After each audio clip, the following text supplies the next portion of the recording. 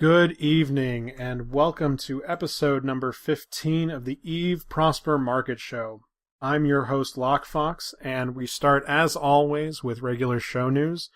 We're going to talk about market stuff and politics stuff and some news stuff, so hang on for that.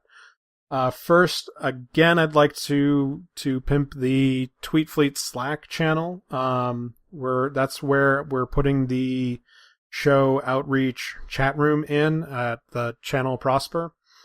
Right now, invites are broken, but we're working on a method so that people can actually join in. So we should have an announcement for that by the end of the weekend. If you need an invite, contact me directly with an email account, and I'll get you set up with an invite. Next order of business is to remember that it's CSM season, so candidacy period is almost over. So if you were going to put your hat in the ring, now would be a good time to finish up your application. Cap Stable is running a series of interviews and have me on a weekly analysis show talking about said interviews with some other Eve personalities like Noisy Gamer and Random McNally and the Cap Stable crew. And I encourage everyone to tune into those. There are a buttload of candidates this year. There are going to be probably 100. There's a lot to choose from, and being an informed voter is the first and most important thing. So we'll talk more about the CSM voting once the voting opens. But if you want to get to know the candidates, go check out Cap Stable. And then lastly, I saw some great stuff on Reddit this week, namely Sarastes on Eve Reddit. I don't know what his character name is. He posted a bunch of these historical looks at minerals. They start from 2008. And he's looking at like tritanium and pyrite. We can see this big discontinuity back in 2012. That was probably due to the change in drone components. We see Mexilon, Isogen, and Noxium, Zydrine, Megasite, and Morphite. And then ice products, which have been all over the place. I'll have a link to this imager on the show notes on YouTube. Really great graphs. I'm glad that he put them out. Glad to see more cool graph content. I hate being the only one. Moving on, let's get on to the news. First things first is that the mechanics around friendly fire are changing in Proteus. In Tiamat, excuse me. What's happening is that today, anybody, you can shoot anyone in your corp. That's friendly fire is A-okay, and it leads to AWOXing and friendly fire incidents, which can or can't be awesome depending on what side of the blaster you're on. So they're adding a flag to make it a corp option to enable or disable friendly fire as a global option. There's a great dev blog on it. I'm really happy to see this change because it means that the sort of high sec bros corp will get a chance to actually, play the game and not have to be grossly terrified of whoever they hire. And corps like Red versus Blue and other corps who know what they're doing and don't care about it can get it set the other way. So that's great to see. I'm glad to see that it's a very blatant feature. It's easy to change. I'm a big fan of the change. Next, I really want one of these. Oh my god, so badly. They announced for FanFest they're doing a silent auction, and there are some of the old Blade servers up for auction, and so if you're going to FanFest, if you don't bid on one of these, if you don't at least put in a bid, you're a crazy person, and Oh my god, I want one of these so badly. So badly. But I won't be going to FanFest, so I can't bid, and I'd probably just max out all of my credit cards trying to buy it. So that I think is really cool. They have a dev blog about this as well. Each of these little server blades will come with a plaque that'll tell you, they come with a great plexi front, and they're going to have little plaques that say when they were in service, and just, oh my god, so cool. Speaking of FanFest, so there's 3 ships they're giving away as part of a FanFest ticket, and I would also assume as a prize for buying the high-def stream is custom ship skins for FanFest. The Tristan was already released, and the Vexor was just released this week. I don't know when the Dominix is coming out, but if it comes out before March 1st, I'll be kind of surprised. I love these skins. They're pretty. I like the blue and white. It's a good paint scheme. And last, a bit of a trailer, a bit of a callback to some of the older trailers. They did a Scope News article about some of the lore happenings, which I'm so happy timed extremely well with our hydrostatic lore panel. And that's been really great. I'm going to put links to that in the YouTube as well. My favorite part about it, and the favorite of most of Eve about it, was the whole praise be Bob, God of Wormholes. Thought that was rather great. If you're a lore nerd at all, it's absolutely worth your time to go watch it. It's really well done. I'm glad to see more of it. Also, on a trailer front, and I should put a slide in here, but I didn't have it ready. CCP has been releasing the tools to be able to make animation trailers like they do. I want to say that the tool is Jessica. No, it's not Jessica. They released a tool a few months back that as a benchmarking system to get some system stats and basically just be a benchmarking tool. But the team under CCP Darwin, not under Darwin, but attached to Darwin, have been pushing out updates so that players can render fleets and do all the animations that they want locally. So if you're at all that kind of nerd, it behooves you to go check that out. And I'll see if I can go find some links for either Twitter or the YouTube. With that out of the way, let's talk about Plex. So the next couple of weeks are going to be really boring for Plex, I predict. We saw a dip the last 2 weeks due to a global sale for Plex at about 10% off. And now that sale is over, we're seeing us settle back into about $820. Until FanFest, I doubt the price will break out of that $800 to $820 band. Perhaps we'll see some heat up to $850 right around FanFest or during, but currently there's just not enough demand to drive the prices up. Everything is in a stable state. I think this is going to be the theme that I've been saying for the last few weeks, is that nullsec is sitting on their hands, and with that huge contingent of the game, that huge content driver, just sort of sitting apathetically in their space, a lot of the market is going to look really quiet and weirdly unstable. And I believe they're going to continue until we actually see some real changes announced, hopefully at FanFest. I'm hoping that this tracks that we see some SOV changes by July, but I honestly can't tell you. So Until FanFest, I don't think we're going over 850. I have a hard time believing we'll break outside of 820 or 825.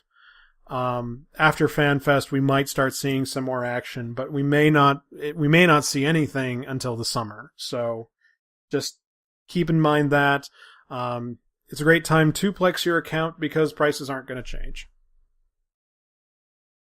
Moving on, let's go talk about minerals. And again, the theme is going to be the same, is that as we see nullsec holding back, as we see nullsec not demanding the ships and the bullets and the freight and all of that, we're going to see slight oversupplies in the low ends, and we're seeing the very slow slide under 6.0 on titanium this week.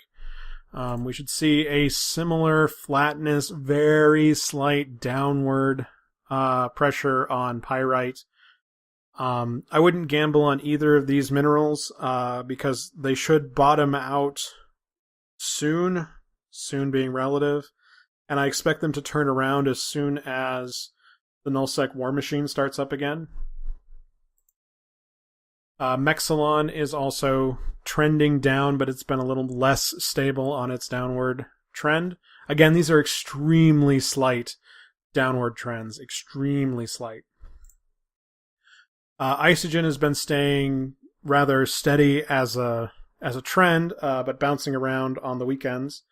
No reason to believe that this wouldn't continue happening. Let's see if it spikes up to 130 over the next week. Noxium continues to trend up, so I said a couple weeks ago that I found it weird that Noxium and Isogen were trending upwards, and I still think this is a little bit weird that we're in an oversupply.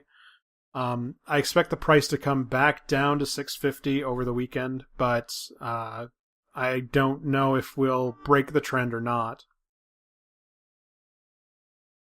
Zydrine and Megasite should continue. Hold on just a sec. Zydrine and Megasite should continue their downward trends. They should also be in more drastic oversupply due to nullsec again sitting around being bored. Megasite was trending down very badly last weekend. Oh, this is Morphite. What? Where's my Megasite? Oh, I'm bad at this. And I don't have Megasite on the thing, so sorry about that. Morphite had a huge dip the last week. I don't know if this is a big sell-off or what. We continue to we're seeing slightly higher volumes lately, but we're still rather low compared to 6 months ago. Again, we're going to stay flat or come down as long as we don't see Sovwar being a big thing.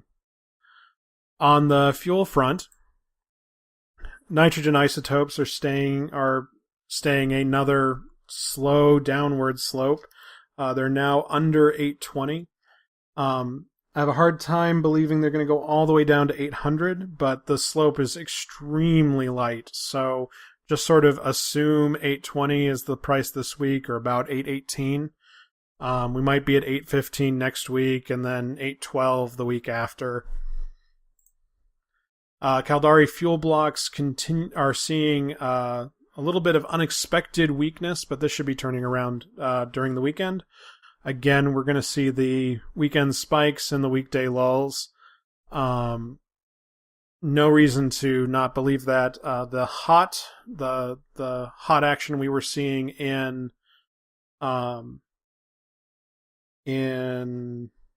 P2s, like coolant and enriched uranium, have largely leveled off, but we'll talk about those a little bit later. Oxygen isotopes are trending down rather strongly over the last few days. They're under 750 and they're trending down to 700. I expect them to rebound back to about the 745 level over the weekend, but they could technically go either way. That none of my indicators are giving me a good idea on where it's going to go specifically. On the fuel block front, we see a drastically opposite behavior where we saw a slight up and a big down.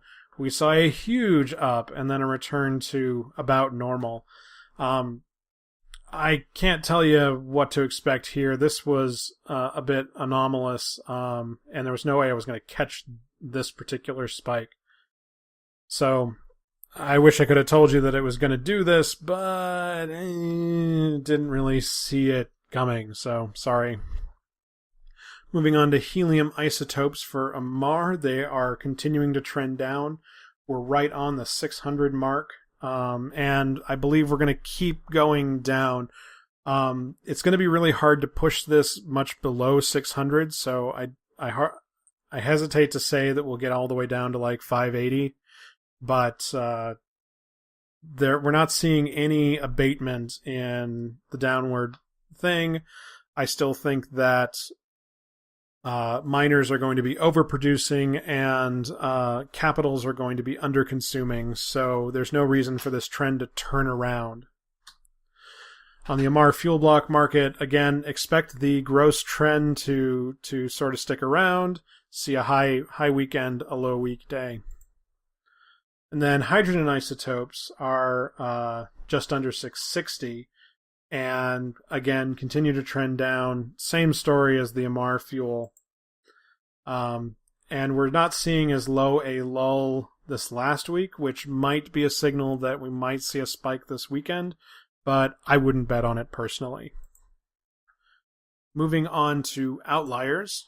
We're going to start with Moon Goo and work our way through the products before we get to ships. So I've been saying for the last few weeks that R32s and R16s and R64s from the original Moon products have been extremely hot, and I hadn't seen that heat mirrored in the final products. But Ferrogel took a big spike. I don't expect it to stay this high. I expect it to come back down to about 26K, maybe 25K. Hypersynaptic fibers have been on a tear upwards. Again, I think they're in grossly unstable territory, but I don't know when or where they're going to pop to. Metamaterials I also highlighted last week as taking a big dive down, and we've seen a price reset almost across the board. We're looking at nonlinear metamaterials, and if we go look at the high end, the R64s, dysprosium continues to see this hot climb, and I don't know what is restricting the dysprosium supply so much to drive the price as high as it's going. I've been thinking it's been in bubble territory for the last several weeks, almost the last 10 weeks. But it continues to go up, and without conflict to drive things, we might be seeing stockpiling. And again, I don't own a dysprosium Moon, so I don't know if this is a hold it and see how high it goes, because I think that we'd start selling off with as high as it is, but we'll see where it goes. Neodymium, which is an R32, I believe, is also going wild, which should be reflected in nanotransistors, but I haven't seen that yet. Promethium, which I believe is another R64, is also going absolutely crazy. Again, these prices look outrageously unstable, and I would expect them to crash back down over the weekend. But it could honestly go either way. With the way things are set up right now, I've been hearing a lot of reports about moon reactor people shutting down their towers, so we may actually be seeing a material crunch. In the PI markets, broadcast nodes are taking a hot turn, and we might start seeing that rotation again that we saw a few weeks ago, where each product had a day in the sun, basically. Again, I don't I hesitate to tell people to refactor their colonies if they're not already building them, but if you have broadcast nodes, now's a great time to sell them. They're in unstable territory. Expect them to come down from this current high price. Also, nano factories are trending up and show momentum to continue trending up, but again, they could go either way. In P2s, we're seeing an evening out of coolant, which had been the driving force in fuel blocks for the last couple of weeks. But mechanical parts continue to trend rather strongly up. Again, I continue to believe that the prices that they're at are way too high. 8,500 or 8,000 seems like a far more fair price, but we may be seeing, again, with the doldrums, suppliers just sort of saying, whatever, I don't want to deal with it, and we might be seeing some supply crunch. Moving on to ships, this one was an interesting one, which I didn't highlight last week and probably should have. The Megathron Navy issue took a big dive last week and a big spike the following weekend.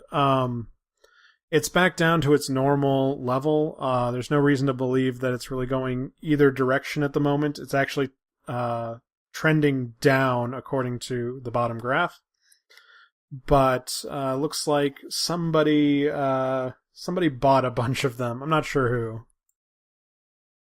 Another interesting one, only because it's turning around and heading down, is the Fenrir. We talked about this last week where somebody made so it's been trending down, and so I would expect this price a couple of weeks ago, back at the end of January, to be a quote-unquote good price, and then somebody made a mistake and dumped the market down much lower than it usually is. And it looks like a bunch of suppliers held back supply, and we're back at a high point. So what I expect to happen over the next 10 days is that we should see a surge of Fenrirs hitting the market, with a bottoming out in about 8 days. 6 to 8 days from today. And the thing is, I don't know if the prices are going to continue up, because with that weakness in low ends that's continuing to drive down, we should continue to see a slow downward pressure on things like the Fenrir. Another interesting one, which has been losing a lot of steam, is the Anathema. Again, not really sure what's going on here. It looks kind of like a selling spree. I don't know if they're overproduced or what's going on. The prices seem rather low. And they should be turning around in the next soon, but they could also not turn around. So again, this would be a tentative buy. The volumes are reasonably good. This isn't a bad one to gamble on, in my opinion. Another interesting ship that's taking a big dive is the Atron. It looks like somebody is going again on a selling spree and trashing the prices. I expect the prices to bottom out very soon, and it'd be a good chance to buy up a bunch if that's your favorite derp ship.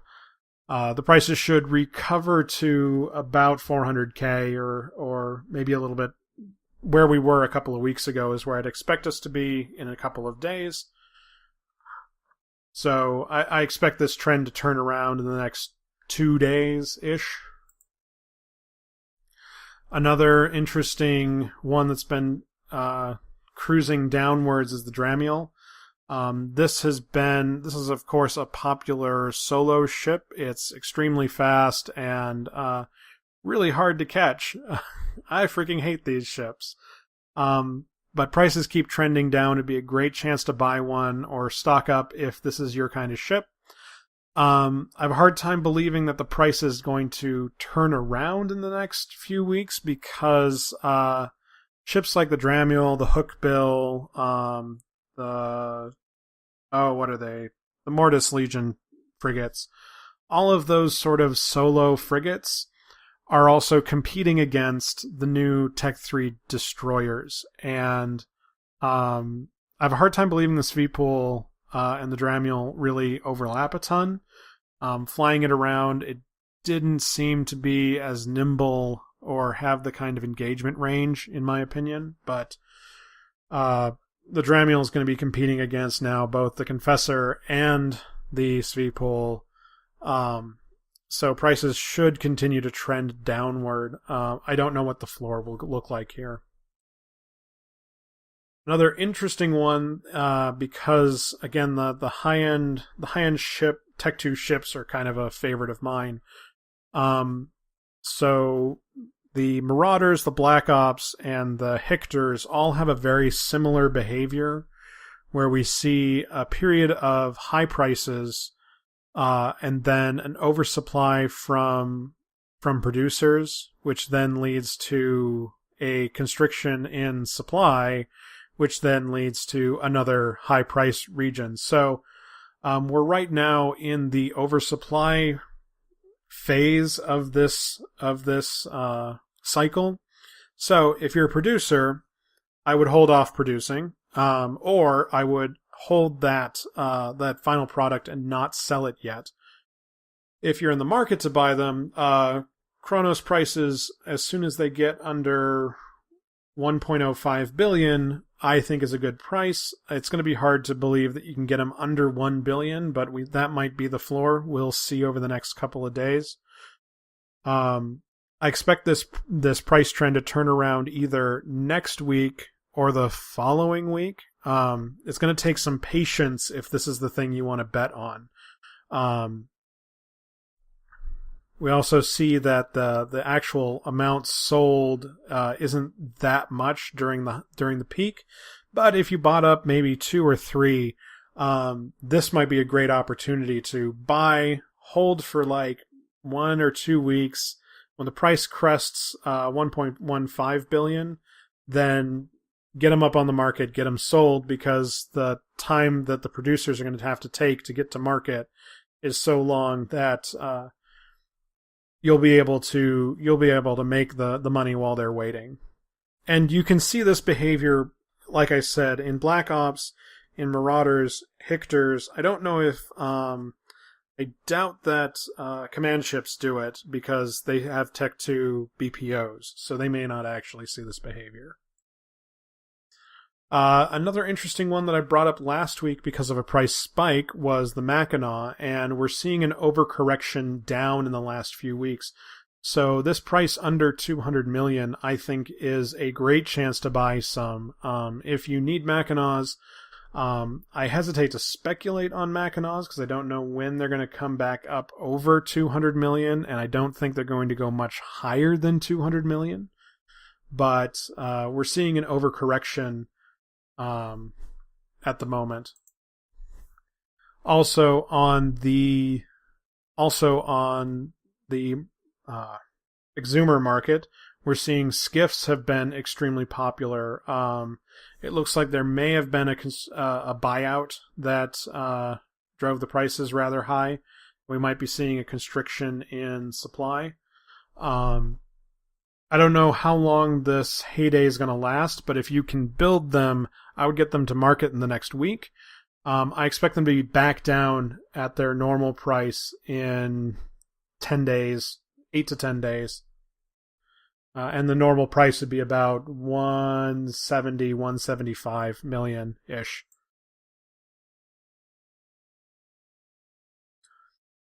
Moving on to modules, Capra Charger 2s are taking a huge dive.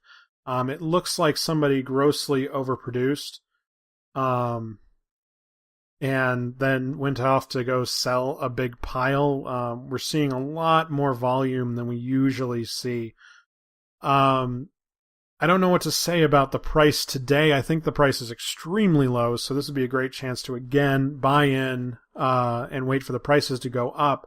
But I don't know when they're going to go up above 400K, and I don't know how long it's going to take to get there. I expect producers to really pull back on their production on this over the next week or so. So we might actually see a roller coaster, and this I think might be a really good place to go jump on to see if you can get a deal. Another really interesting spike has been covert ops cloaking devices. Took a huge price jump in the last few days. I didn't catch this last week, and I really should have. We're coming back down, but it's a long way back down to the steady state. So this would be a great chance to go invent and build some. After the Creus and the I want to say it was either the Rhea change or the Phoebe change. It should be a lot easier to produce a lot of these. I still think the volumes are a little bit low. They could stand to be a little bit higher, but the prices should be great for producers at the moment.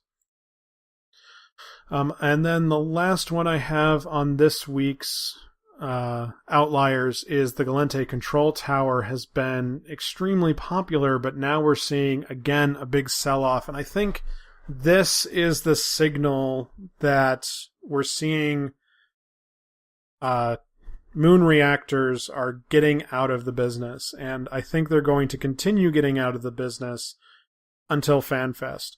And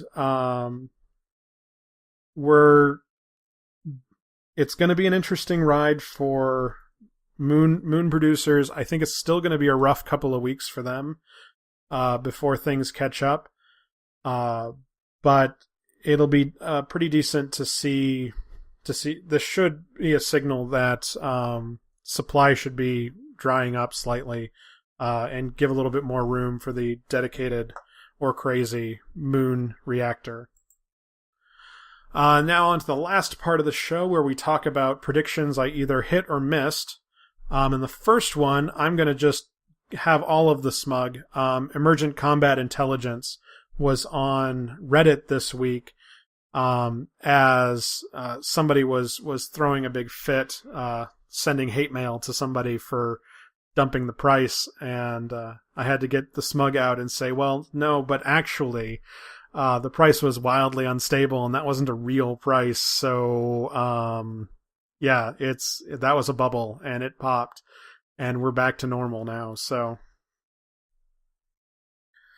another interesting one I should have highlighted last week, and I didn't. I don't know if this actually fell inside the band for my show. It may not have got enough votes to trip the flags. The Megathron has been hot over the last week. It looks like we're on path for an overcorrection, though, so keep an eye on it. Get your spreadsheets out and see if it falls all the way down to mineral cost. If it hits mineral cost, buy up a few, hold them for a few days. Again, the volume is so low on this item, so be really careful. I wouldn't spend a ton of money on this.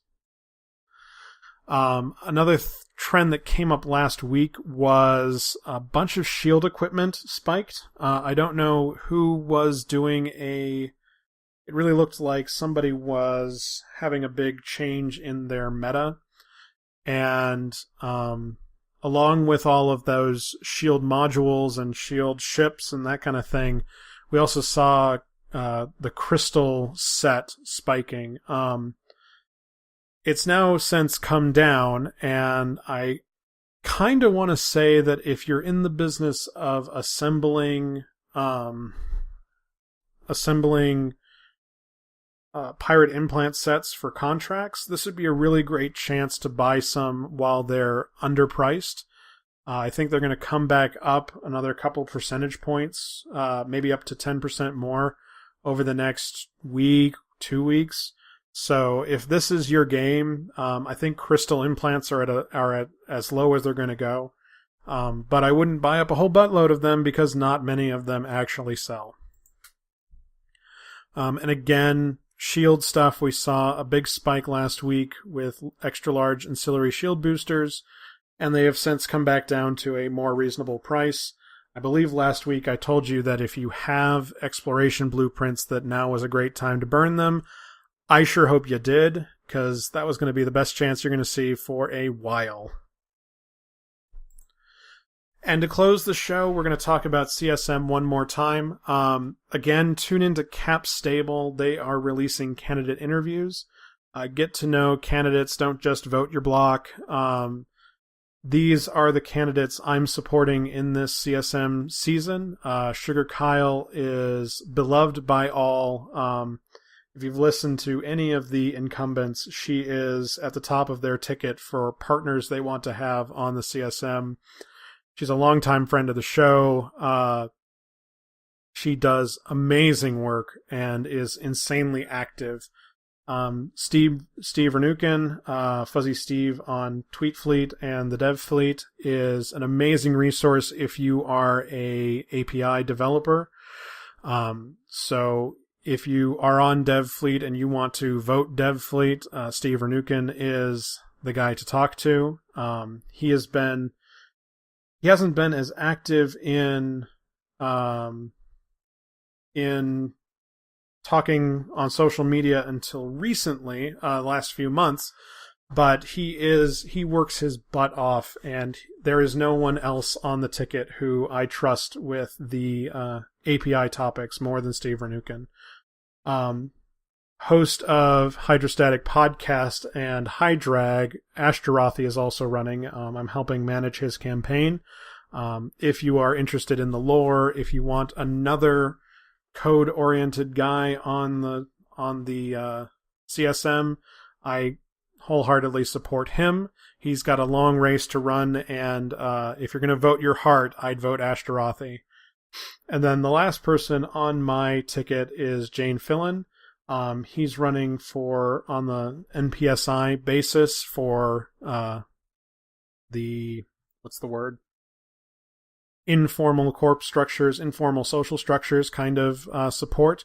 As a faction warrior myself, and all of the pains that go into running the Galente militia, I support anyone who is going to help make that process easier. So Jane Fillon also gets my endorsement.